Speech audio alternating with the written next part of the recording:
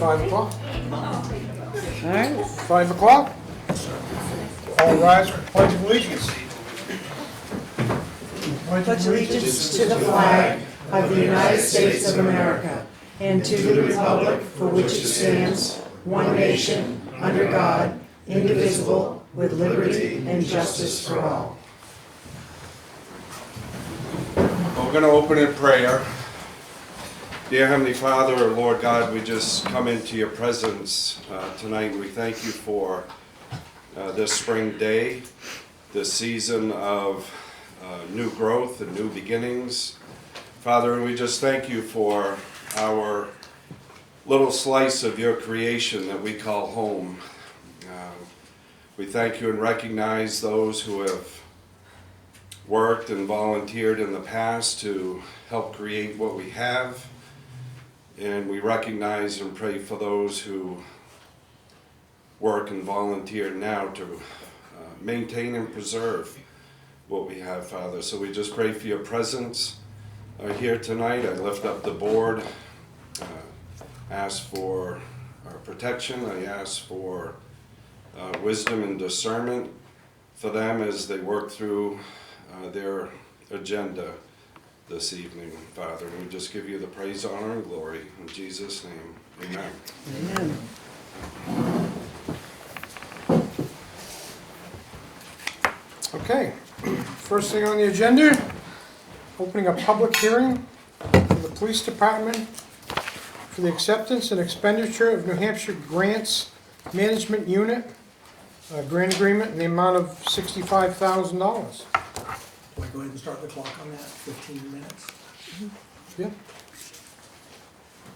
Now, any presentation? Deputy Chief here? No? He was supposed to be here on this, Paul was out of town.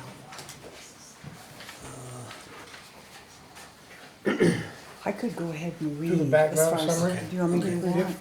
Okay. I just, So, background summary is in 2010, the drug epidemic started in New Hampshire, resulting in thousands of deaths of our citizens. In 2017, the town of Littleton had more drug overdose deaths per capita than the city of Manchester, New Hampshire. In order to reverse this deadly trend, the Littleton Police Department took the initiative and created several strategies utilizing conventional and unconventional tactics to address the devastation of the drug epidemic. One of those strategies was to place an officer on the New Hampshire Attorney General's Drug Task Force. The purpose of the Attorney General's Drug Task Force is to identify and disrupt illicit drug trafficking throughout the state of New Hampshire, which includes the Littleton area and northern New Hampshire. The DTF is a successful multi-agency collaborative effort with statewide jurisdiction. In January 2020, the Littleton Police Department entered into an agreement with New Hampshire Attorney General's Drug Task Force and assigned an officer to the DTF in an effort to stem the illicit drug trade and reduce drug overdose deaths in our community. As a result of this assignment, the DTF and the Littleton Police Department, in partnership with many federal, state, and local agencies, have successfully apprehended and prosecuted numerous drug traffickers.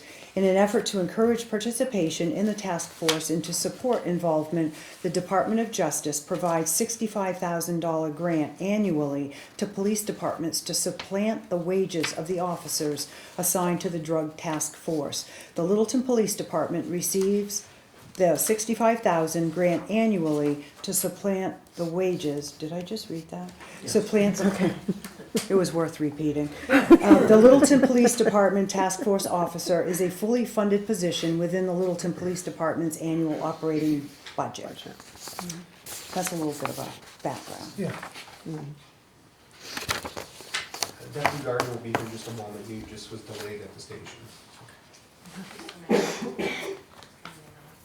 So basically, we've got to leave this open for 15. 15 minutes. Yeah. He's coming in the door now. Yeah, and, Okay. and the essence is that it's a $65,000 grant from the Department of Justice, and if accepted, as Vice Chair stated, it would go to offset the cost of providing an officer to that task force And I think last week I sent out a report to you, kind of Yes. highlighting what they were able to do last year in Coos County and Grafton County in reference to the number of arrests and what have you involving that task force.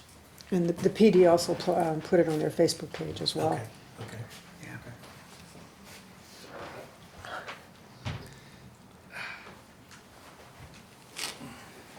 Chief, we pretty much Okay. laid it out, so unless there's some questions that may come, you know, from anyone in the audience, we're on a public clock right now with about 11 minutes to go in the public hearing, so they'll be able to go on to some other items unless anybody in the audience has any particular questions involving the grant. I only have one question. The task force has not ended. Correct. It's an ongoing task force. It is. They, Okay. the grant, sometimes the federal government does a year, sometimes they do multiple years. Right now it's a 1 year, so it's just kind of an every year or every couple years type of application. Okay. I'm just curious too, of course, in the background, in 2017, the town of Littleton had more drug overdose deaths per capita than the city of Manchester. Yes. How, are we looking better? I mean, I don't mean the numbers going up, I mean, are we looking less? I don't know the comparison with Manchester or other towns right now. We are still pretty high by capita as far as overdose events. Narcan has reduced the lethality of a lot of those. I don't have the numbers off the top of my head. I did just do a presentation to a criminal justice class at the high school that asked some similar questions. I can tell you we're still higher than we would like to be on overdoses, but the deaths have declined significantly due to Narcan. Good. It seems as if this went through last year too, didn't it? This 65,000. Yes. I was gonna ask, how many years has this been, have we received this grant?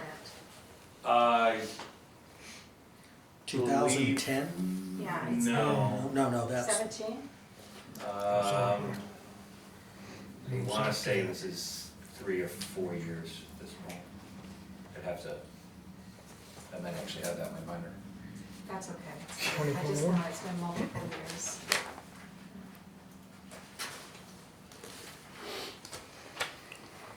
Okay. It looks like 2020 is the first year.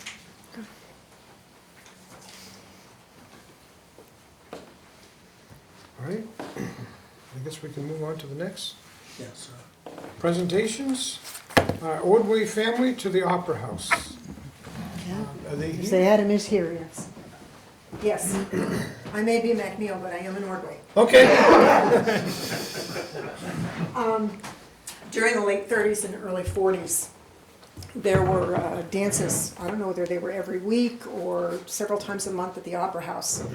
And I know one of the Presbys played the piano and my mother sang. So in honor of my mom, she would have been 104 yesterday. I wanted to present this to the Opera House. This was one of the music that she did. And the Photo Factory did an incredible job on this. Abby, she hit this one out of the park, she really did. And then this is a portrait of my mom in one of the gowns that she wore during one of the dances. So I wanted to present this to the Opera House. Well, super. Great. And this particular one is the Ave Maria, but she did do several of those. Very cool. Thank you so much. Trying to work on what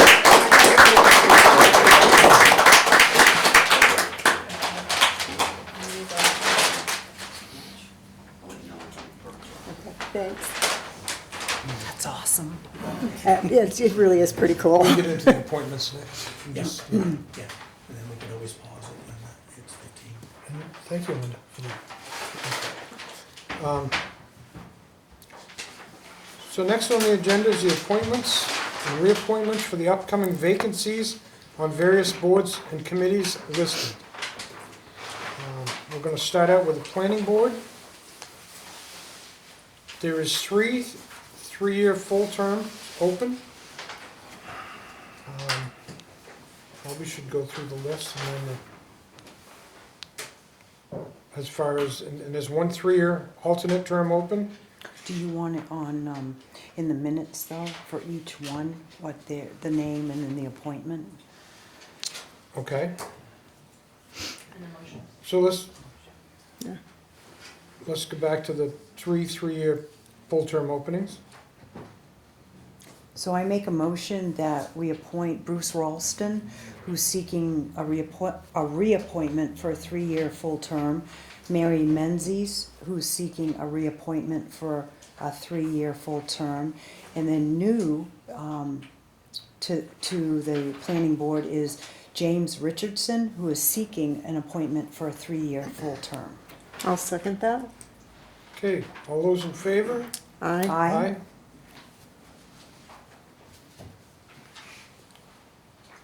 No Jim is- discussion on that? Jim is here if you want him to stand, so if people don't know who he is, they could. Yeah,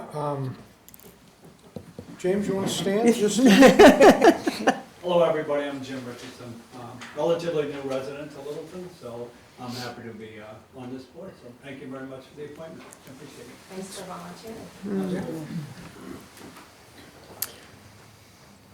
Then I'll make a motion that we reappoint Linda McNeil as ex officio. Mm-hmm. I'll second it. Okay. All those in favor? Aye, Do I get to vote? I would. Aye. Yeah. Sure. Was it 2 to 1?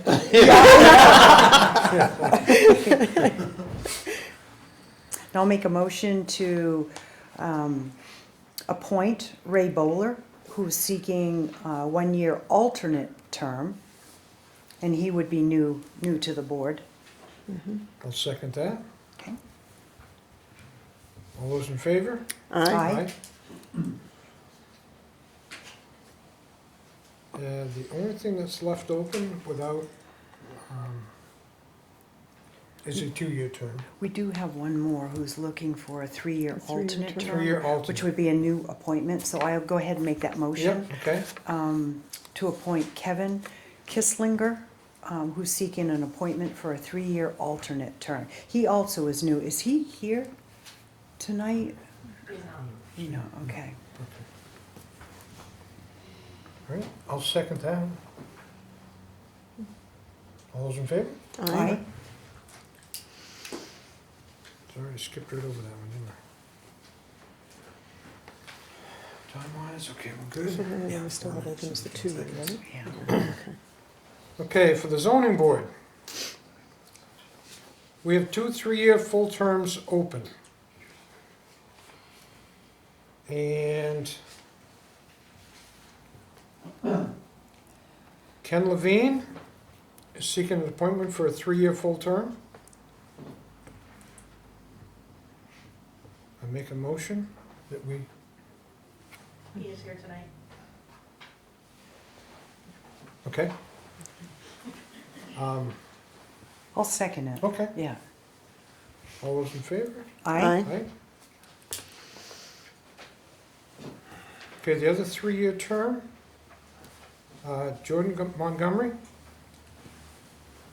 He's been an alternate. So she wants a reappointment for a 3-year full term. So I'll second that. Yes, yeah. All those in favor? Aye. Aye. So we have 1-year full term open. Do you want to do the 3-year alternate term, Lindsay Richardson?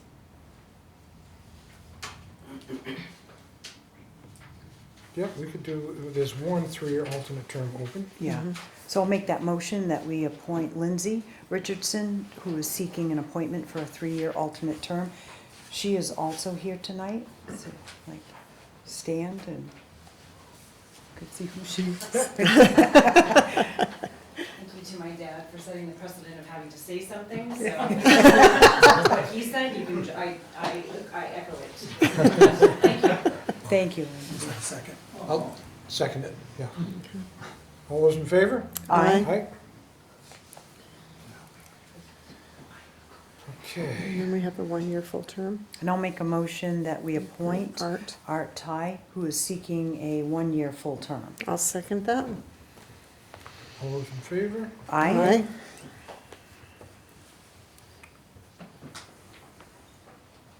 And I guess that's it for, everything is covered there. Mhm.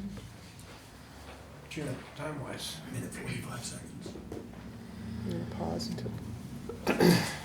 Okay, Water and Light Commission. We have one 3-year full term open. I move that we reappoint Peter Cooper for that 3-year term, please.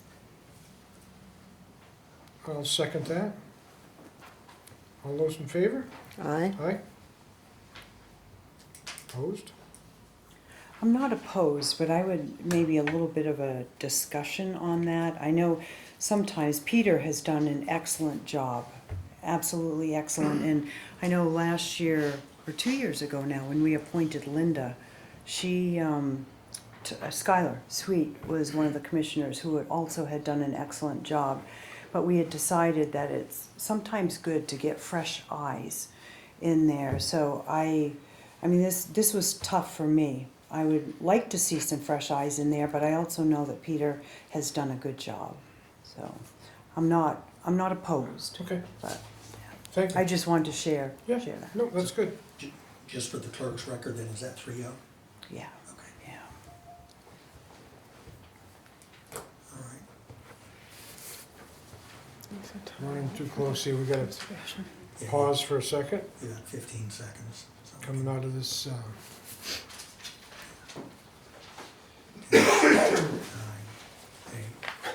8, counter down, Jim. 4, 3, 2, 1. There you go. Okay, public Okay, hearing? So you need a motion to accept the $65,000? Yes, I do. I'll make that motion. May we accept the $65,000 for the Littleton Police Department for the DTF?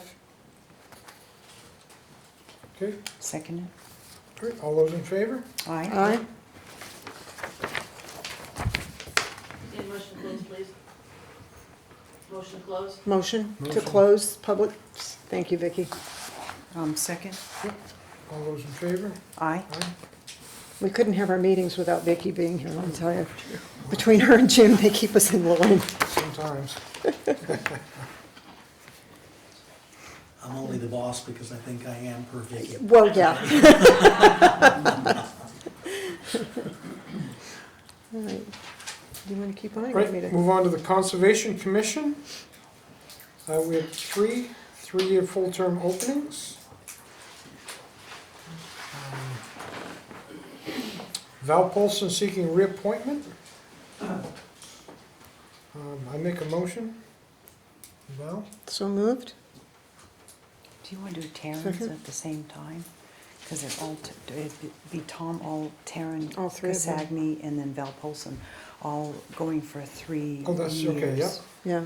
So, They have 3 openings, only 2 of them wanted reappointments, and Tom is okay if nobody fills the last position, because they've got a lot on their board.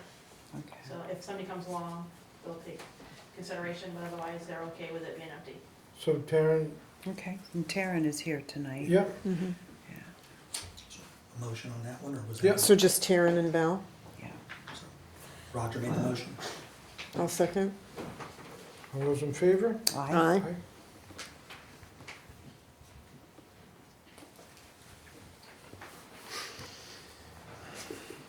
Cultural Arts Commission. There's 5 3-year full-term open. So They're all seeking they're all reappointment, so, seeking reappointment. yeah. So I make a motion that we reappoint Jason Torres, Vanessa Robbins, Doug Evelyn, Anthony Simino, and Paige Roberts. And I'll second that. For the record, those last 2 are seeking appointment for the first time. Oh, okay, it says, Oh, seeking appointment. Seeking Okay, appointment. yes. okay, thank you. Reappointment, yeah. Good catch.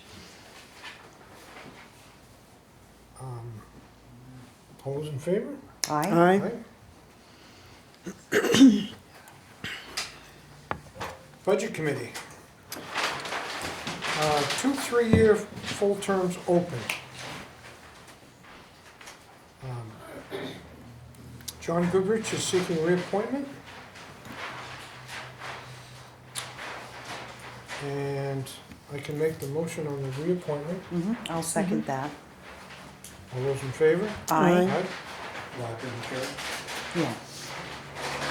And then I make a motion that we appoint Mary Menzies for the second 3-year full term.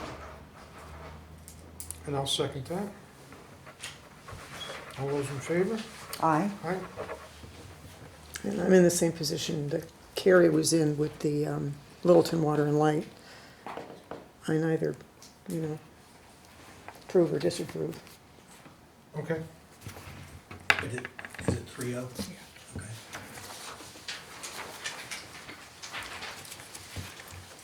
You want me to do a letter on the River District?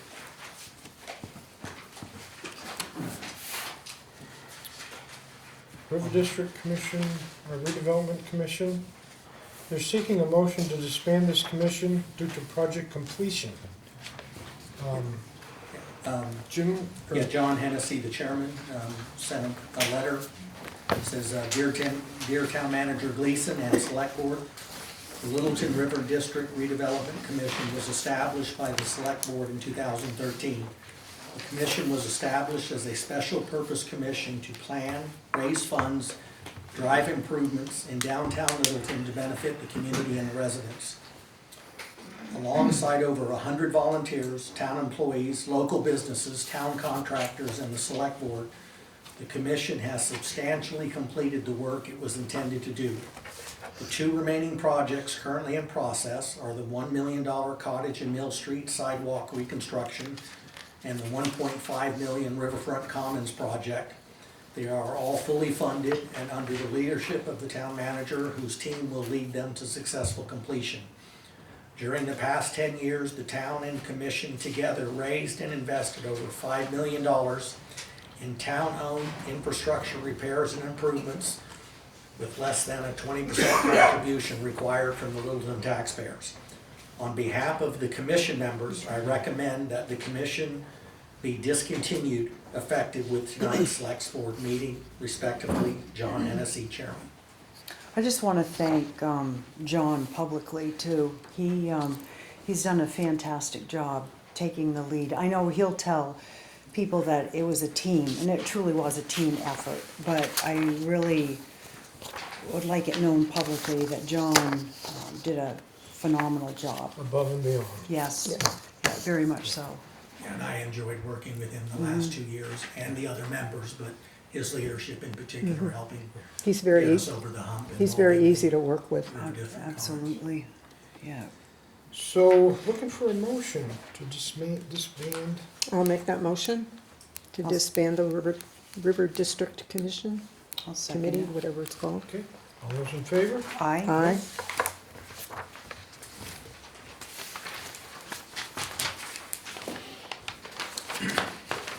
Okay, the approval of the minutes, meeting minutes. March 13th, 2003. We need to reapprove the amended motion for the fire and EMS contract with Franconia for finance. Yeah, what happened there is we had the agreement, and in there was the added stipend for that 90-day period. But the finance director didn't think it was clear enough in there in reference to just the actual implementation of that, so she asked for the minutes just to be clarified. We have in fact been paying them based on the data from Franconia, but this was kind of like a cleanup item, from audit purposes. So I'll make that motion that we, I guess, would it be reapproved as amended? Yep. Yeah. The minutes from Monday, March 13th, 2023. We don't have to state what was in red, do we? What the change was? Okay. I'll second it. All those in favor? Aye.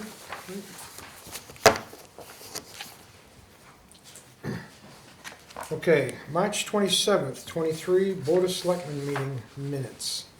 I've looked those over and I don't see anything that is out of hand. You? I didn't either. I'll move that we accept the 3:27 meeting minutes as written. Okay, I'll second it. all those in favor? Aye. Aye. April 14th, 2023, Board of Selectmen work session. I went over those and didn't see anything there that concerned me. Nope, I'll move that we accept the 4:14 work session minutes as written. I'll second. All those in favor? Aye. Aye. Looking for some town manager updates. Yes, sir, a couple. At the last meeting and at a couple meetings prior, we've had some residents from the Railroad Street and the Drew Street area with concerns of safety. And to avoid getting into a process where political decisions or staff decisions are made to put up signs or not put up signs, we've engaged HEB Engineering to do a traffic study of that intersection, which is underway. And so once that traffic study is done, they'll be able to report back to us on whether the signing is appropriate, or whether there's any recommendation on changing the yield or the flow or whatever that's done. By having a study, that if we do make some changes, we have something based in validity, because what happens is if you change signs at any place or time, and an accident or something happens, the first thing attorneys do is go back to look to see what information you had to make that change. And so we know it's kind of a little bit of an emotional issue for the folks up there, and didn't want you to be in a position to make a knee-jerk decision to change a sign or whatever without the documentation. So we'll be bringing back that to you in a report on that status. And it may say what we're doing is right, it may make a recommendation, but we'll bring that back to you. And I just wanted to let you know that was in the process.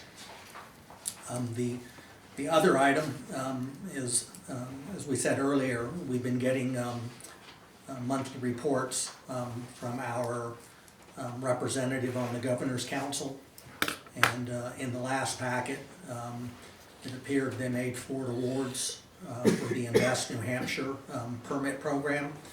And just me working with the Invest New Hampshire and knowing the timing, I think we are one of the 4 applicants for an award, which would be up to $120,000. I'm just waiting now for the official letter from them. And if that's the case, then we'll have a public hearing, accept the funds, and then we'll bring some items over to discuss on how to apply those.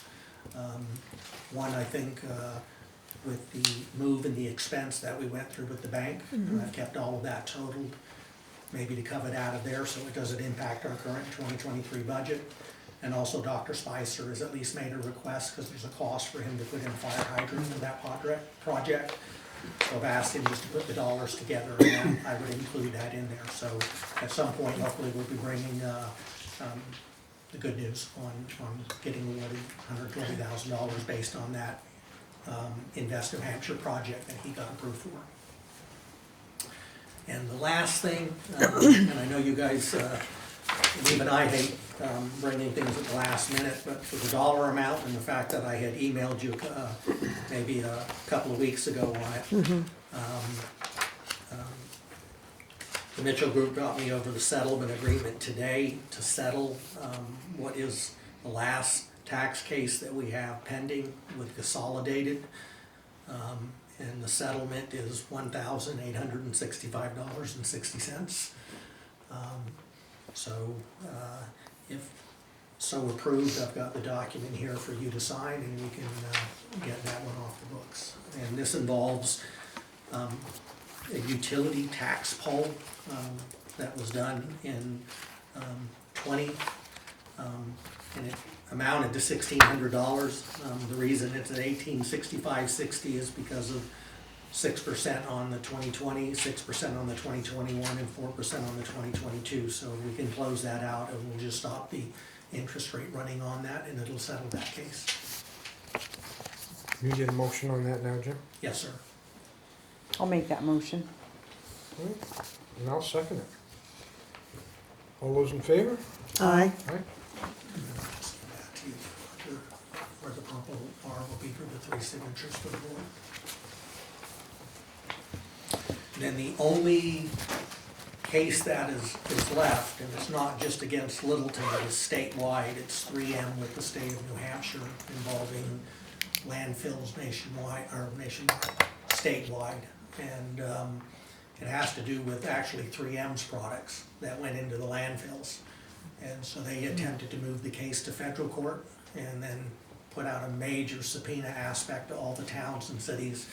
And the federal court removed it back to the state court. So while the outcome of that may be minor in terms of us, but multiple law firms around the state who represent the city and towns are working together. So any cost would be incrementally shared based on that item. So that is the last item that is out there, and it's not a tax issue or what have you. It's I think 3M is the one that's trying to defer the challenge back onto the towns, and I think what it is, it's just a legal stall tactic to try to put a lot of work on the towns to dig up and do research and some environmental analysis that will delay the outcome of the case. But that's the only one that's left standing at this point.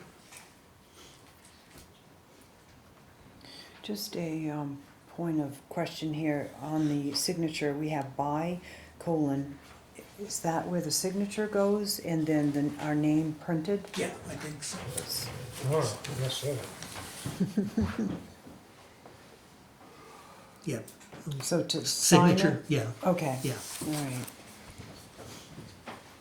I get to sign it twice, you see. Michelle, I don't know what we're doing. Back to Roger and we'll send it your way. My son. Oh. Maybe some news. Is your pizza ready? Yeah, no, yeah, he's in Orlando. Probably rubbing it in to tell me that it's 90.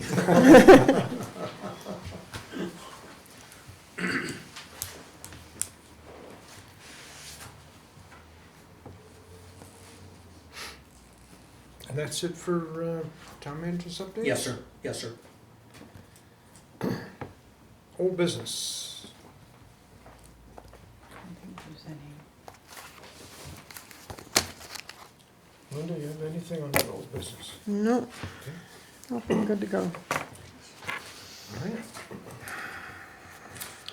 On the new business, transfer station, a proposed price increase.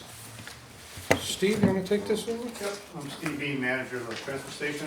As I mentioned a few months back, the transportation costs went up roughly 82% to get our trash and our C&D to Bethlehem. So I'm proposing that we increase the construction demolition from 10 cents to 15 cents a pound. And all the bulky items, which includes sofas, shingles, sheetrock, mattresses, that sort of thing. So that'll all go up. And then I'd also like to increase the electronics from 25 to 30 cents a pound, mainly because it hasn't been changed for almost a decade. Okay. So I think we're getting a little behind on there. The C&D is just, I took the numbers from what we got charged last year for C&D and what the per load cost was and what the per load cost is going to be, not knowing how much C&D we'll get this year because we never know what's coming through the gate. So that's where I came up with that 5 cents. And hopefully that'll take care of all or most of it. So can I ask a question? Yeah, go ahead. All right. So the cost to the town of Littleton is going to increase as of May 1, right? That's my wish, yes. Are you going to give like a 30-day notice for those that are dropping things off, or will it all? I have some signage made up. Okay. I meant to do this a few weeks ago, but my mother-in-law passed away and I missed a couple of meetings, so. Okay. That's why I'm a little behind the 8 ball time-wise. It's not set in stone May 1st, but that's the signage I've had made up states that. If you would like us to delay it But I, a couple of weeks just from this point, just so that the signs go up now and provide notice by May 15th, we can do that. Yeah. Would that be a problem? Yeah. yeah. That way people can prepare. Okay. And even if the sign says May 1st, I can tell my guys that not to charge that extra. All right. Good. Thank you. And something in the paper No, just about, just to keep the people aware. Where's Robert? There he is. Robert, did you get that motion, Robert? Motion. So I'll make that motion. With the adjustment and date? Correct, Okay. yeah. I'll second that. All those in favor? Aye. Thank you. I'd just like to, if it's okay, can I Yeah. make a comment? You know, how many of you go to the transfer station on a weekly basis? We have the best transfer station ever. I mean, the guys are very accommodating, it's pleasant to go there. You know, for being a transfer station, it's usually pretty neat and clean too. So very, very grateful for your leadership, Steve, and the The team. town's lucky to have not myself, but the rest of the crew. They're very, very good. Well, it's under your leadership. We're that- fortunate to have you as well. Yeah. And I'd like to second that. I get emails and calls Mm-hmm. in reference to you and your staff, and I commend you. Good, thank you. Good, thank you, Steve. Very good, yes. Yeah. And if you need any free books, there's a bookcase down there with lots of free books. Usually too many. And they would rather you take the books out as opposed to bring them in. Well, there'll be more books, since there are a lot being banned in Florida, we can bring them up. Hey, I've picked up quite a few over the years. So, next item under new business, Department of Public Works, and it's the status of the department's trucks and the 2023 list of roads due to be paved. Yes, good evening, Chairman, Board of Selectmen. Coming to you tonight, we got two items together. The first is our status of our highway fleet. We have two items, or two equipment items that we wanted to bring to your attention. The first is our truck 9 that's experienced an engine failure, happened right at the end of the tail end of the winter season. We also have a John Deere sidewalk tractor that has had trouble with some valves and is now currently functioning. Both of these items are primary plow route assigned equipment. And they're also in the vehicle replacement plan that I put together about 4 years ago and have been keeping up to date. These particular items are very close to replacement in terms of that schedule, so they're our oldest of the fleet that's on the road. But in either case, I just wanted to update you that as things stand currently, we do need to have both of these replaced and have them ready for next winter, given their function. The truck is, we've got an estimate from Granite State Truck, who diagnosed they did a preliminary diagnosis, but they haven't done a full-fledged, they've got the engine out, but they haven't gone through to do a thorough breakdown to find out the exact cause of the failure. But in either case, we have an estimate from them of about $36,000 to replace that engine. And at this point, we're proceeding with that. It's not what we want to do, but that truck is something we need to have in operation next winter. We did look at a replacement truck, but given the current market conditions, we're looking at least over a year, even up to 2 years, to try to get a replacement truck ordered and actually delivered to us and outfitted. We can't wait. We need to have this truck back on the road for this upcoming winter, next winter. Already thinking ahead. The tractor, we did find out there was an opportunity with some ARPA funding that's upcoming to Grafton County that we can apply for. The deadline is coming up here shortly. We'd like to apply for that grant funding, which is $50,000. We have an estimate for a replacement sidewalk tractor that can be delivered this year, just a little bit over like $51,000 and change. That's not with trade-in, that's just the current price of it buying it.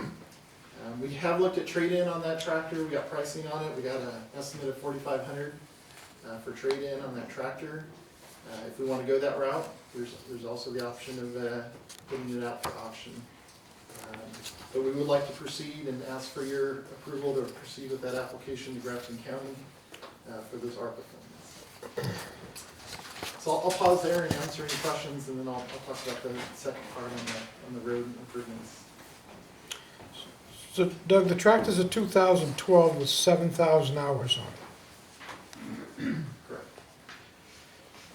The hydrostatic system in it, in other words, The tractor will not move? It's intermittent, sometimes it'll quit and not move at all. I do have George here tonight, select board, our mechanic George, to get into any further details that I might not be able to explain, so I might defer to him to help out. Okay. Yes. It intermittently quits running or goes to the point where it's going extremely slow.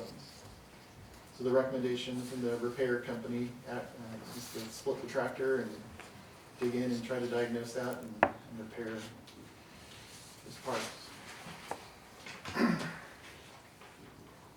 And filters and everything else have been changed on it? Yes. No. It's in the valves, the wiring, the potentiometers on the pedals. Yeah. They're recommending doing all of it. To do that, you gotta split the tractor. And that's not its only problems, but that's the big one right now. So in other words, they didn't give you an estimate to fix the one we have? $6,100. 60? That's just for that part of it. But I also think that the housings are starting to rot.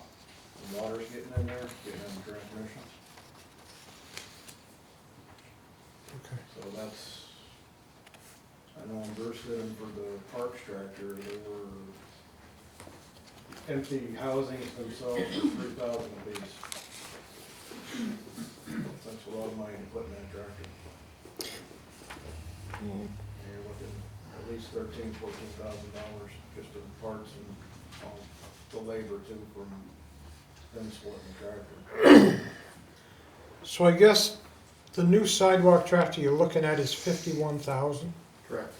outfitted, ready to go. Outfitted with a plow, and we get a nice government discount. That's all in the price. With the $50,000 grant. Mhm. So you're talking, Thousand. A little over It costs us $1,000 about on $1,000 for budget impact. Grafton County ended up getting 27 million in ARPA funds, and so they've allocated up to It's kind of a 50,000, no-brainer. up to 50,000 per town. Yeah. And so we thought this would, it saves a warrant article Yep. and Yeah. opportunity to use money. Our sidewalk tractors are in a 7-year replacement cycle in the plan. I mean, that's not based off, that's based off regular usage every winter, their standard usage. We've established a 7-year cycle. So that particular tractor is due for replacement next year, based off its age and condition. So we thought taking They advantage also of mow that. in the summer too. It's not like they sit idle. I'll make that motion. Second it. That we accept the ARPA, Yep. To apply. to apply for the Apply for ARPA it, yeah. funds. Yeah. That was Roger and Carrie. Kerry. All those in favor? Aye. So if you apply for it and don't get it, We'll come back and talk to you. okay. Yeah. Yeah, first to pull the tractor. Yeah. So, the other thing with the other truck, I would like more information on what went wrong with it. I mean, did it seize up, quit, antifreeze leak? What happened to make it stop? They drained like 2 gallons of antifreeze out of the crankcase so far. Which could be just a liner. I don't know. I mean, 95,000 on that motor is not a lot. That's one of the first gen Max Force engines. I don't know how much you know about the Max Force, but Not a lot, but I know that, just about bankrupted internationally. okay. That particular truck is the one that went backwards down Blackberry and almost into the soccer field a few years ago. Okay. Because the engine, something happened with the engine then. It just happened that I think it was at the top of Blackberry. So that engine was only used for a few years. In other words, the other trucks that you have down there, It got fixed, it wasn't like it was a new engine in it. right? But the other trucks you have down there, you still have those, or did the parts trucks, Yep. Yes. engines are not the same? No, I don't believe so. one's older and the other one's one of the last of the Max Force. Those were, that engine's been rebuilt once and truck 5, when it's up back. And it's So what you're talking for that big amount of money for an engine is a brand new, Yep, drop it in. pretty much. Some of the couple pieces that doesn't come with it, and they just take it off the old thing. The EGR cooler, and nothing's started. Other than that, everything else is.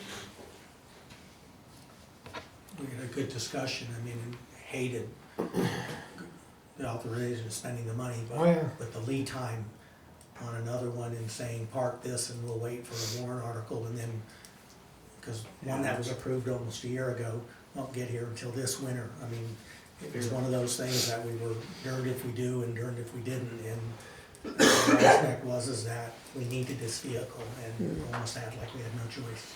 So I have a question for you, George. The truck that you want to put the new engine in, how is what's the body on it? I mean, is it still in good shape? I dug some patching on it last year, it needs a little more, but it'll get us by. But the body and the frame are still in good shape. Frame's in good shape, the cab's in good shape. So it's worth putting, Front body is it's worth fine. putting 36,000 into it as opposed to buying a brand new truck that's going to take 2 years to get here. Yeah, we don't have that option. Right, It's gonna be probably 2 years before we get a truck. yeah. I know Water and Light just went through that. It took us well over, I think, almost a year and a half to get one of our bucket trucks that we needed. So putting that kind of money in it, we can get more than just one winter out of it. Yeah, Correct, yeah, so I was just gonna mention with our vehicle plan, we'll make an adjustment, we'll give that Yeah. truck some more time in the plan. yeah. Get it in another cycle at least, and Yeah. that one wouldn't become as a warrant article next year. Yeah, and when George does repairs, he does good repairs. Because I've seen some of the work he's done. I just hate to put that kind of money into it and to sell it for Yeah, but, $3,000 at auction next year because we got a new truck. Yeah, we had that debate, and that's Yeah. where we thought by being able to put it off, we can get another at least minimum a year out of that, and Yeah. then just adjust the replacement cycle. yeah. But between that and the tractor, we eliminate 2 warrant articles. Mhm.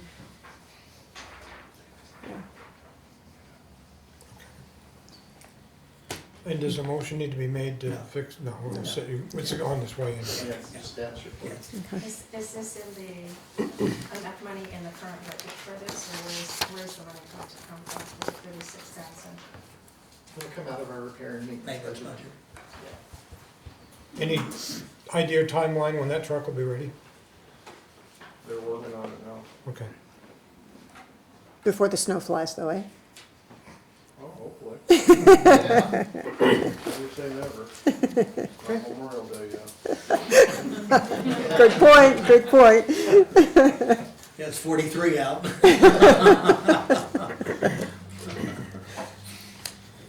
Okay, Doug, you gonna keep going on the roads and Sure, sidewalks? yep, yeah, I'll move on to the next item. Just wanted to update you guys in terms of our 2-year contract with the Central Asphalt Paving. They put down about $567,000 of paving work last year, and we have them for this year, aiming for about $575,000. Gave you guys a list of roads that we're looking to do. I work closely with the highway crew, and we've got a prioritized list of roads, and it's a much bigger list than this. There's just a lot of roads that need work, but these are the ones that are the top picks. We're doing a lot of grind and replace, which is a more expensive rehabilitation, but it gives us a much better road, and it's a good investment of our funds. We're doing more of that on Industrial Park Road. We're going to do a section on Mountain. These are all just sections. These are not the full length of any of these roads. They're just some of the worst sections. Some of Mount Eustis Road, some on Mans Hill Road, Orchard Hill Road, more sidewalk work on Union Street, and we're going to get West Main Street in there. That's to the west of the diner, going all the way down to Saranac. Cottage Street, we're going to do some patching. Unfortunately, we're still waiting on our 2024 TAP full replacement sidewalk project. It's in final engineering and easements this year. So that project will be next year. But for this year, we're going to go out and patch some of the worst spots on the Cottage Street sidewalks. We're also going to do some more on finish Birchcroft Road.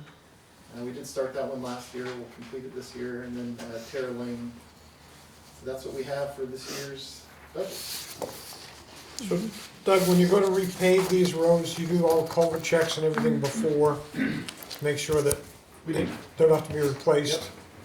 Yep, we goes out, we do that with our own highway crew, all got culvert maintainers certificates, and we work on culverts. And they've, now you guys have completed the sidewalks, the crosswalks on Main Street, right? Correct, Okay. except for at the Opera House and the Jackson Okay. Junior Theater, and there's a couple other ones that the state's gonna mill out and replace. And they do, the state's gonna be paving in Littleton this year as well, so Yeah. I'll just give you a briefing on that. The state will be doing Cottage Street and Bethlehem Road and West Main Street. Starting at Main Street, West Main Street going all the way back to Brickyard Road, Mhm. and then out on Union Street going towards Whitefield. Because I was watching the crew when they did the one right down You may in see a front of Main couple of Street. greens still kind of there, those are ones that will be Yeah. done by DOT. Yeah, And then the Opera House will be kind of done in an evening, just based on the traffic and the Yeah. volume and whatever through that area. but I think the way that Billy explained it to me, because when I was watching the guys do this one out here, it's pretty impressive. So there'll be a lot of paving going on in Littleton Mm. this year. Good. Good. Okay, thank you. Thanks, Doug.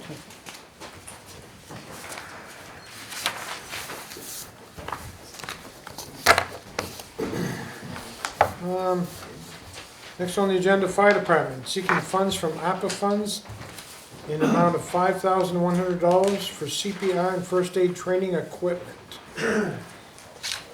Chad? Yeah, thank you for having me. This is part of a two-part process.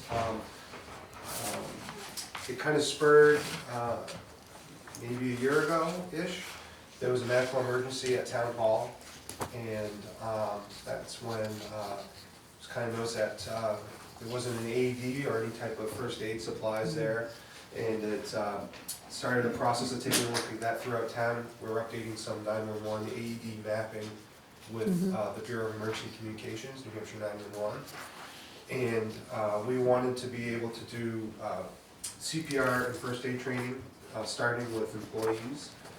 And then also put public access AEDs in all municipal buildings, with the addition of this building as well, even though it's not municipal, because the town does have its select board meetings here. We do have a pretty remarkable cardiac arrest save rate this week. 40-ish-year-old male went down. Our crews along with the police department did CPR on him for more than 30 minutes. Delivered 6 shocks. This was late last week. And as of this morning, he's down at Dartmouth, and he's awake and talking and communicating and doing relatively well. That's what these types of devices do. They buy us minutes until we can get people to the care that they really need. And because the AEDs, like unfortunately a lot of things are on back order, we'd like to start with the training piece of it, because the CPR training is extremely valuable. The trainers we get will look the same as the AEDs that are going to be placed, and that's the cost of the equipment. There's a rather lengthy laundry list of items: CPR mannequins, AED trainers, parts, pieces.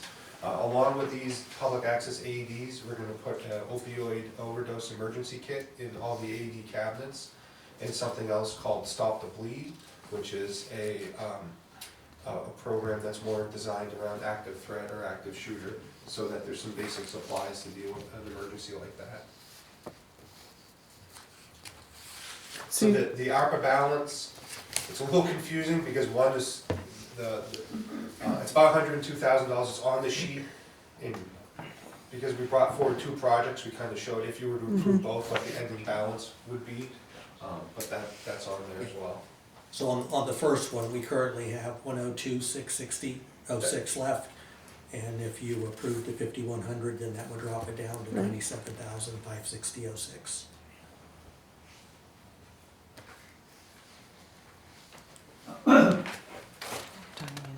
Tanya? Are you coordinating with the school system too on some of these efforts? So we've talked with the schools do have a decent amount of AEDs, and we're coordinating on some of the training aspect of it. Definitely, we have a drill scheduled or planned with the school around the active threat piece of it as well, so. And I was there on that town hall, and we had to go down to the bank, and thank goodness the fire department came by the time I was opening it up, when especially it was telling me to open the shirt and start, and I was, thank God, that somebody else could step in. So the training is a vital aspect, it's okay. Absolutely. Yeah. Yeah. You're first in line. Yeah. So I'm looking You for led a from the motion. front. Yeah. I'm looking for a motion. So you need a motion to accept the Yeah. $5,100 for the CPR and first aid training? I'll second it. All right, all those in favor? Aye. And then you did a motion for the 3,900? Yeah, the second thing is seeking opera funds in the amount of 3,900 for video. Laryngoscopes. Thank you. Whatever. Those, was doing a little bit of research on that, so you must have had an incident where you had to go down in to see? So we do perform endotracheal intubation, where we use a little metal tool, stick it down, using kind of layman's terms, stick it down somebody's throat, lift the jaw, displace the jaw and the tongue, and we pass the tube through the vocal cords to intubate somebody and breathe for them.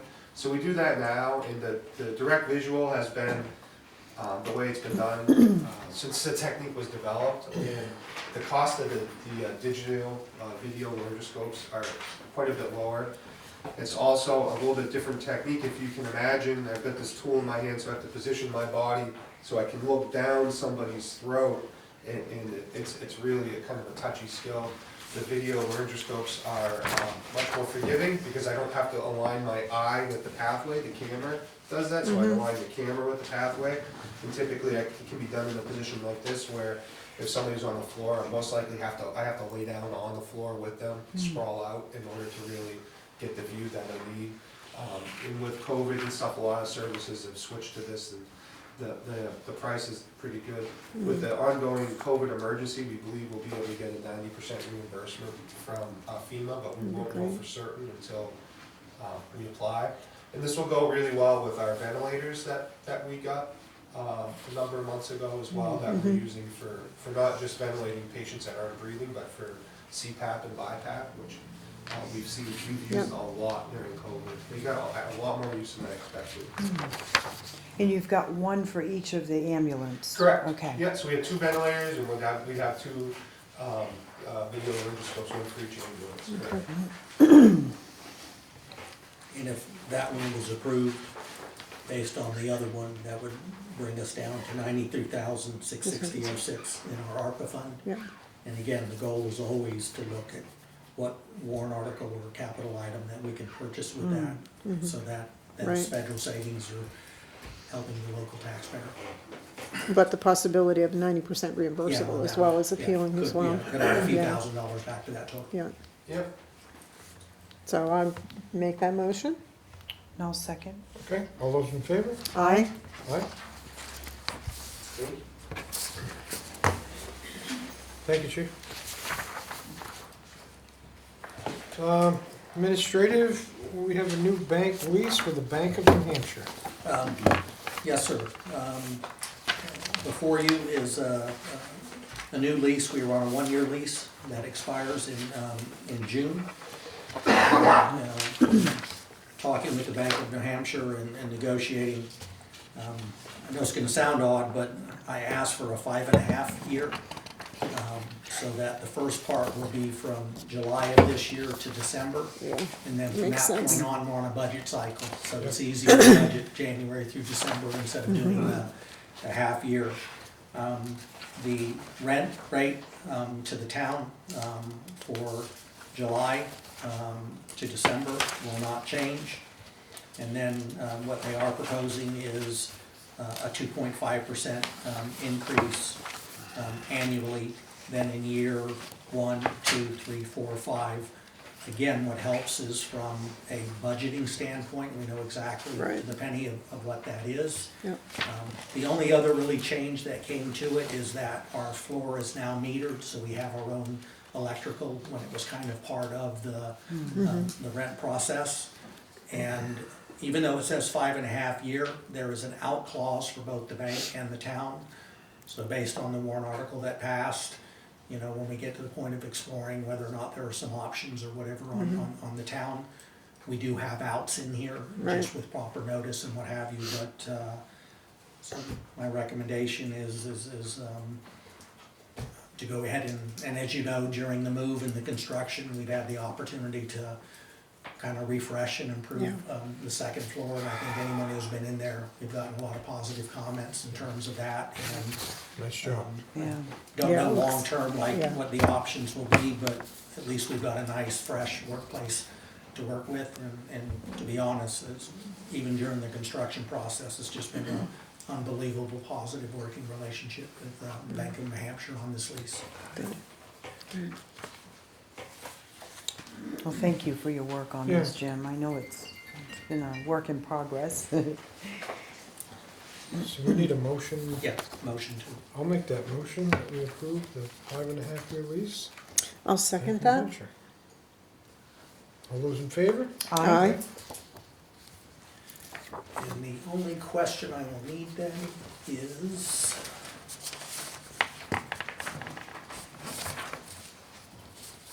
to verify,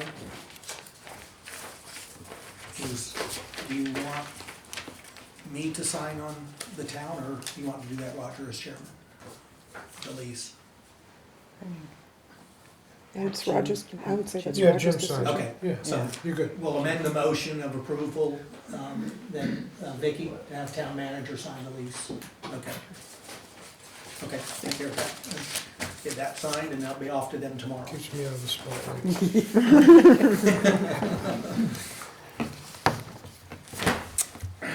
Okay, administrative, 2023 year-to-date budget report Yes, sir. as of March 31st, 2023. As of March 31st, we're quarter through the year. It's scary. Good thing time goes by that quickly. So that means that departments should be at 75% or higher in reference to expending 25% of our budget in terms of their. Again, I've listed a couple of accounts where we're looking at, and I'll run you through there. Legal, we're at 73.4. So we're over budget at this point. But the biggest reason, and I have to correct my notes in here, that actually the biggest cost of this was related to a case that we had in the police department. That went through arbitration and what have you, and so those bills got applied to the labor portion. We normally use that just for negotiations and what have you, but any of the costs that were associated, that went in there. So that item is over, but our budget line item, which is the big portion that primarily does the Walter Mitchell Group and whatever, is under. But I don't see that being the same kind of over that we saw in previous years, because we've resolved these cases and what have you. So I think as the year goes on, the labor one will stay over just because we're over that amount, but I think overall we'll be under. Personnel administration is over, but that is because of annual payments, workers' comp, health insurance, that are all made in the first quarter. So let's say you budget $100 or $1,000, and the budget's set up technically that you would do it in 12 months. Well, some of those bills get paid up front. So in the first couple of months, it would show you, oh my gosh, you've spent your money, you're over budget, but these were just prepayments. And again, as the month goes, the years goes on, the months go on, you'll see those numbers come back down.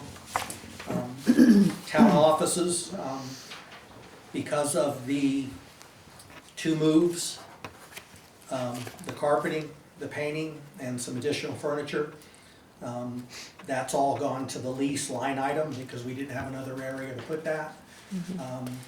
But I believe within the next meeting or so, we'll be getting $120,000 in that Invest New Hampshire.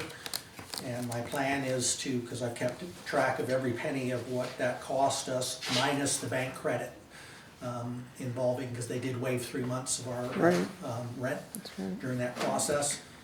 We'll be asked you to take some funds out of that, which will realign that and get us back online in terms of that budget aspect, in terms of there.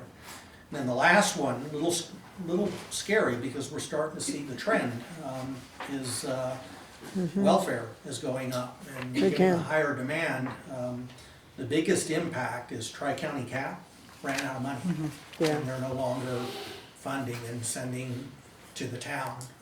I've met with the welfare director, we've gone over again our policies and procedures, and we're just gonna have to get a little tighter in some instances, in verification of residency, and also the fact that maybe the amount of time that we're putting folks up in whatever the hotel. I know it's a tough decision, nobody wants to make that, but we're a small town, I mean, and we can't solve the nation's issues in terms of there, so we'll keep an eye on that and do some adjustments, but it's the one line item in the budget that you all know under state law, we kind of have to spend what's there, but I mean, but that being said, I still want us to be, when I say strict, making sure that we're following the letter of the policy, and sometimes it's tough, but we have to say no, and so we'll monitor that. The good news is the general fund is at 75.09%, so we are on track through the first quarter, that we're on budget. And I'll give you an update at the second meeting in May on where we end up for April, but at least we're on track. I'd like a little more breathing room, but I think once we adjust the lease line item with those payments in terms of that aspect, that'll juggle those numbers a bit, but at least we're on track. Any questions? I have some questions. Yes, sir. One of them is, if I look at the line item for the fire department, for fuel, heating fuel, they're at 100%. They've spent nothing for heating fuel. How can that be?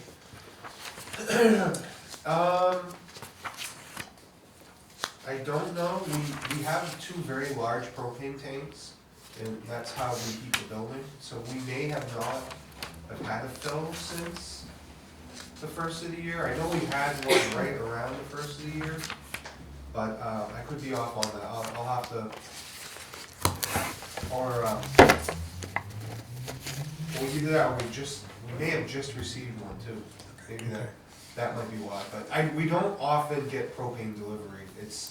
It's not like a every other week thing. I mean, you can go 3 months. So I know that when I want to say the 1,500 gallon tanks or 2,000 gallon tanks, they were designed to run the generator system as well for many days. It was really over-engineered. So I know it's not often. When I started, we would regularly run out of propane, because it was just something you never had to. You checked it twice a year type of thing. So, but we can look into that and get back to you. And also, Chairman, on that, when we spoke today, I did go back and check with finance, because at one point ambulance was a revolving fund. Now we moved it into the general, and in talking with Lori, some of how it was allocated was under the previous chief, and so I think it's an opportunity for Chad, Lori, and I to sit down and go over things just like that, what kind of common bills come in, and then come up with a formula that says a certain proration goes to the ambulance side and a certain proration goes to the fire side, so that we get a more accurate. So that we can actually come up with a close figure on what it costs to run this ambulance system. Yes, sir. Because there's no heating fuel, there's no electricity or anything put on the ambulance side, which, you know, they're housed in the same barn, it should be split somehow. Yep. So, on that specific issue, which I wasn't aware of, I may be able to provide some historical insight, which was that we were providing that service for free to Calix in the previous contractors. So I think that those costs weren't moved or accounted for when the EMS system came into play. Because the town had already given that as an in-kind to those other contractors. For specifically for like heating and utilities, that type of stuff. Building maintenance, all Yeah, that stuff. yeah, so we gave that all away to those other contractors. Yeah. And what I was advised today is that, and again, not throwing Chief McQuillan under the Yeah, bus, it no. was Van Dyke, but part of what Chad had just said, that didn't change in coming over, and so with Chad in there now, and you bringing it up to our attention today, I met with Lori, and we'll have an opportunity for us to sit down and go through this, and hopefully come up with at least something a little better that just says the allocation of each department goes where that needs to be, so you get a more accurate cost of what it is. Okay. Okay? Anybody else? Anything?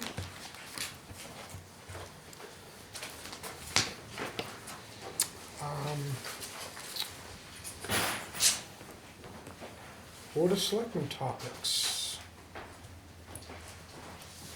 Anything to be discussed? No, we're okay there. Public comments. So those in attendance will have the opportunity for public comment of 3 minutes or less. It's not questions, it's comments. So anybody have any public comments? Rudy? Yeah. On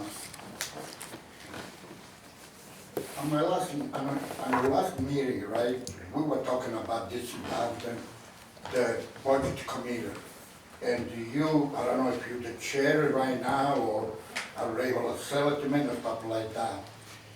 You are a liar when you said that the budget committee, they always, every meeting, they have 7 members at the budget committee. That's enough, because I got a lot of minutes over here. And it was about maybe 2-3 times that you have 7 people. They always got between the 4 members at the budget committee, regardless of that. What I want to ask you guys is this: to disband the budget committee, what do you request? Do you request a petition? What do you want from us? The taxpayer, send it to the town, because whatever you said, it was a lie, 100%.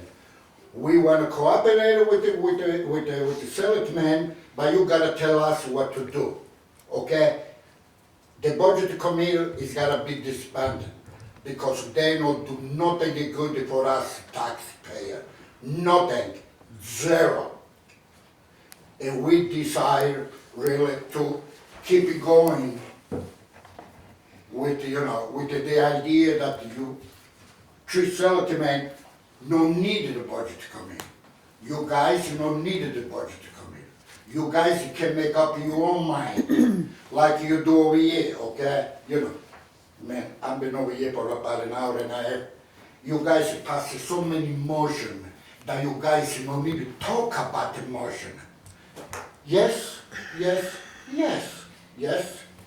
Hey, this is some money. Do you know that the taxpayer, they got the right to know every penny that you guys spent? You guys don't know that, right? Absolutely. Oh, you do? Yeah. And I gotta buy paper every day to find out, or call Jimmy every day to say, will you spend our money? It's in the budget process. It is a budget problem. This is a law. It's not because I say so. This is a law. The taxpayer is supposed to know from A to Z every penny that you guys spend. And regardless of that, we gotta just, we gotta tell you what to spend. No, you don't tell us what to spend. We gotta tell you where you gotta spend the money. This is a joke, and this thing is gonna stop. Believe me, it's gonna stop. It's gonna stop. Because you guys gotta abide by the law.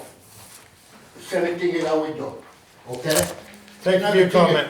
Your 3 minutes are up. No, it's, Thank listen, up in Washington DC, they give you 5 minutes. I come over here, you know, the jurisdiction, they give you 5 minutes. I come over here, you get 3 minutes, eh? You don't wanna hear the truth, eh? We give you 3. You Thank don't you. wanna hear the truth, do you? You don't wanna hear the I would truth. just add one thing. Rudy, I apologize. I normally bring you a copy of the budget report. That's all right. No, I give to them and I failed to bring that tonight, so. why you gonna sign a 5 years contract with the bank when the people of Littleton, they bought an Article 47, okay? I was just To talking about the just budget to report. keep it working for the people of Littleton. Find a place and build the town. Not give our money to the bank in New Hampshire. Okay? My copy, Yeah. budget report. Anybody else? Yeah. Thank you. Looking for a motion? Yeah. I make a sure. motion to adjourn Cor- and correct. go into non-public. 6:15. Sorry. We're not really sure when we're supposed to speak, it's now our time. Oh, It's our first oh, meeting, so we're sorry. oh, public comment still. Yeah. Yeah. Okay, no. Yeah, go ahead. Yeah, go ahead. Okay, so my name's Jocelyn Wright. Yeah. This is my neighbor Ed Jarvis. We live on Osgood Farm Road. We've recently been in communication with Doug, about the maintenance of our road, or the lack thereof maintenance of our road. I'm just gonna go as quick as I can to give you a little bit of history.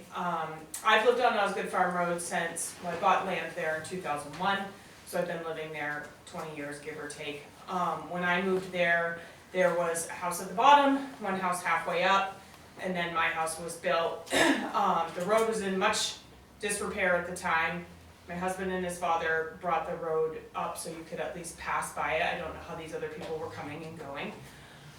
I've had many conversations with many people at the public works departments at different points in time and said, hey, is there anything we can do about this? And I've gotten no, I've gotten, you've got to bring it up to specs, you know, yada yada. So going back, say 20 years or so, we got some information about bringing it up to specs.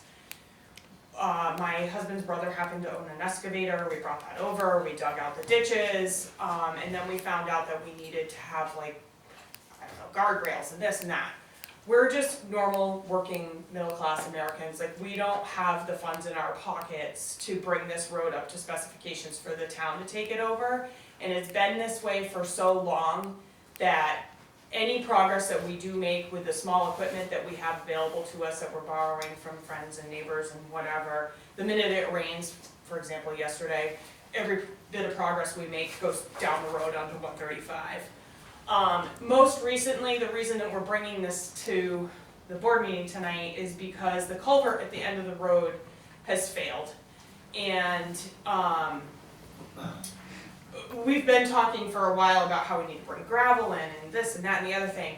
But the major point of contention in the fact that the culvert did fail is that the school bus turns around there twice a day. Ed still has small children on the bus. I don't. My son drives.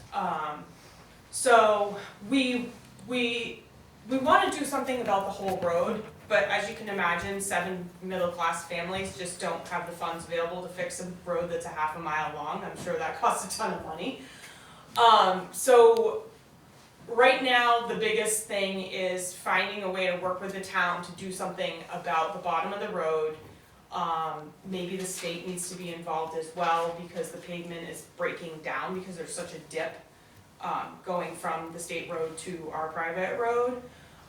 But we're just at a loss of what to do to move forward. You know, Ed and I message back and forth, like, what are we gonna do about the culvert? He says, oh, neighbor Walt and I are gonna go fix it. And I'm like, well, no, it's not just up to you and Walt. There's, you know, 5 other houses on this road and we all need to deal with this. And just to go back on the history of the road and so on and so forth, the land was bought by, you know, a developer back in the 90s. They subdivided the properties. People from Rhode Island, Massachusetts, Connecticut, wherever, bought up the properties and then, as they do, said, oh, I don't want to live there. So there was never, in the covenants that are not enforced, you will see that it says that an organization was supposed to be formed to upkeep the road. Like, none of these things ever happened, and I just happened to be the first person to build a house on that road after that situation. So I've been dealing with this for a long time. You might question how we do take care of the road. My husband works for a contracting company, and our neighbor Walt has a plow on his truck. So Walt typically plows the road, and then my husband comes home with a bigger truck and wings it back, because he's out doing driveways and commercial accounts. So he actually can't even plow our road at the beginning of the day. It's usually at the end when he's done his job. And the same with the sanding of the road. My husband has a sander in the back of that truck, so he takes care of the sanding when he can.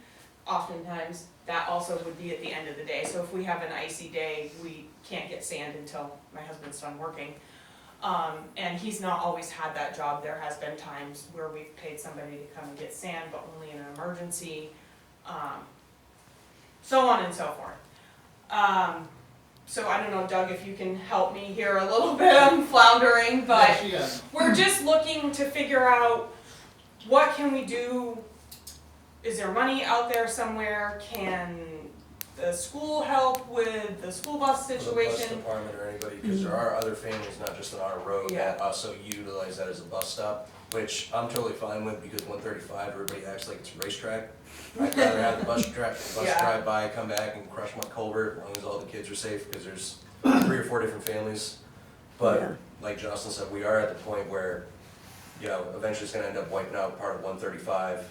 We are just simple people trying to work. Myself and Walt are both veterans. I'm a combat wounded veteran, so I turn wrenches for a living at the wire mill. I work on Walt's tractor. That's kind of how I pay him for plowing. And then there's Jocelyn, and then we have a couple of elderly people on the road. My son is also diagnosed with epilepsy. Like, so if we ever have a medical emergency, it's like, do we call an ambulance and risk them getting stuck, or do we just try to bomb it to Littleton? And Littleton Fire Department, Littleton EMS has been outstanding every time we've had an issue, but there's been times, because it's just like, oh, like, our road is pretty terrible, especially at the beginning. Didn't even interrupt you there. The two challenges are, I mean, Because it's a private as road. frustrating as it is, it was a private road. Right. And Who to owns turn, the and culvert? turn over to the town, your requirements require the Right. road to be brought up. Up to specs. Up And to up to specs, specs, right. and we get that, and if that's not done, then you're asking the taxpayers Right. to take money off of the other roads that are public roads and town-maintained roads to do that. Well, I pay almost $7,000 a year in taxes to use nothing. I didn't mean that to be No, rude, sir, I'm just but he's giving right. what the rules are in reference Right, to how the I road is understand, but done. Right. But you're talking about taking taxes from other roads, well.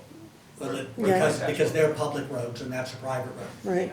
So I And the think culvert is the private. better way to say what Ed is saying is that I did a little bit of homework and I looked at the residents on Mount Misery.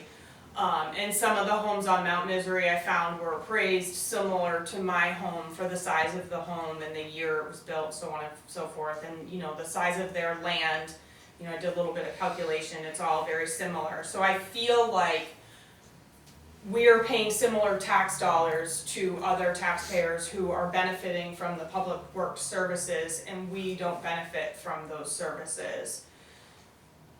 Giving us a discount is not gonna solve a problem if that were an option somewhere in there. There is an issue with the road. Nobody has the money to maintain it on our road. We're looking to figure out how we can work with the town or the county or the state to resolve this issue as a team. I'm not getting any younger. I'm not planning on leaving my home. I'm a type 1 diabetic. There might be some day where his team needs to come and rescue me, And I'm not your adversary, I'm just telling you that opens a lot of doors, and I mean in Right. reference, because there are other private roads. So once you create a precedent, I then all of a understand sudden the that. law says what you've done for one, you do for others, and so it's Right. kind of an unfunded potential liability. Right, and I get that, and then I can raise you one again and say, you know, look at, you know, a private road that, for example, my parents are 1 Allen Road, Partridge Lake, that's a flat road. if it snows and it's icy, the likelihood of the ambulance or the fire department getting there, they're probably still gonna get there. If somebody tries to come up Osgood Farm Road, they're not gonna get there. You know, And it's not, and please, and when I say this, it's not a one-up, I'm not trying Yeah. to. No, I compete get with it. you. I I'm get not it. trying to create, it's. I totally understand. There's it's a policy, and Yep. and that is, the debate has to be involving whether or not there's a change to a policy, and in Yeah. doing that, it's not just a simple debate on one road, because the policy would affect townwide. So I would say, I don't know if these things are possible, but I just, you know, I don't even know what I'm saying now. Is there any way that I guess that we could get help from the town, grants, just anything like that, or is it Yeah. strictly, no, sorry, Osgood Farm Road, have a good day? And I don't mean that disrespectfully. Yeah. I just mean that bluntly. I'm gonna have to have a meeting with Duck, I mean, Okay. because I don't wanna say that either. Right. I mean, Right. Right, and I don't mean But that I know the disrespectfully. general principle in Yeah. terms of what's there, and so I'd have to have a discussion, because I know there's some history or whatever involved in there, but, I mean, whether the folks sold or not, usually those covenant and restrictions stay, so in theory, the HOA should. There is no HOA. I know. Right. I've been through this, on Yeah. paper there is, and it Yeah. should be that responsibility. I Right. mean, Yeah. in terms of that, the problem is what happens when, Yeah. you know, When- people aren't paying the dues, they're not paying into what should be done to take care of their common infrastructure. But Yeah, let me have a conversation with them and see if there's anything, I don't wanna give a false sense of an answer, but at least let me have that discussion, and then I'm in a better position to advise the Board of Selectmen on if there are some options that are available. Would you be able to get the history of that, the covenant? Could you put some materials together for us? yeah, I was gonna say, I had it in my Doug, deed you as have- well. We have Okay. I have we have a some- fairly complete road file. Okay, so if you could get that, because I'm thinking, you know, putting my state senator hat on, I may be able to go to Concord yeah. and see what we can do. Again, no promises, but there may be something that would be able to do, or that they would be able to help us with. And quite As a- honestly, I mean, yes, the whole road needs to be done, but to bring it up to specs, but there's more work from our houses down than there is from our houses up. And it's because of the way that road slopes right there, and every single person that is not experienced on our road gets stuck right at my lawn. It's really entertaining to watch. I've broken many of chain. Woken up in the morning and had a vehicle sideways in the road, they just leave it there, no names, anyway. I don't know, Chief, if you have anything that you wanna add. So this winter, for several days, I did have to pass a general order on the department that fire department apparatus were to not access Osgood Farm Road. It was due mostly to icing. I could only make my personal vehicle about 20 feet up. And you're right, the way it slopes, it wasn't necessarily getting up off 135, but probably not being able to stop coming back down to it, especially with the ambulance. There's a number of these private roads. These are chickens that are gonna be coming home to roost here in Littleton. I think you need to take a close look at public policy for developments and how to ensure that the infrastructure that comes along with them is supported.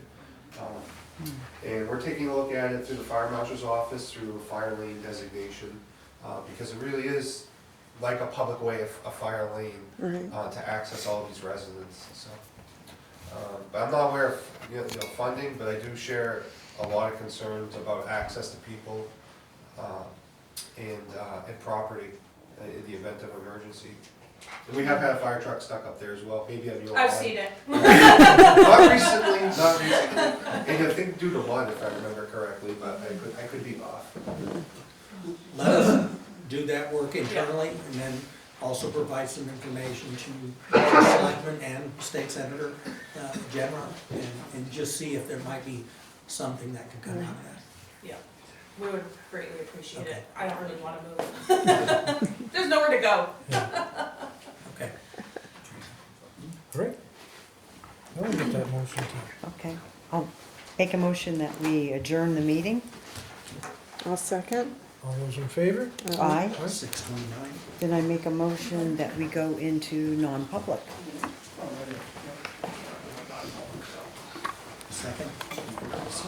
Second? Roger, second. Yeah. And which RSA are we using?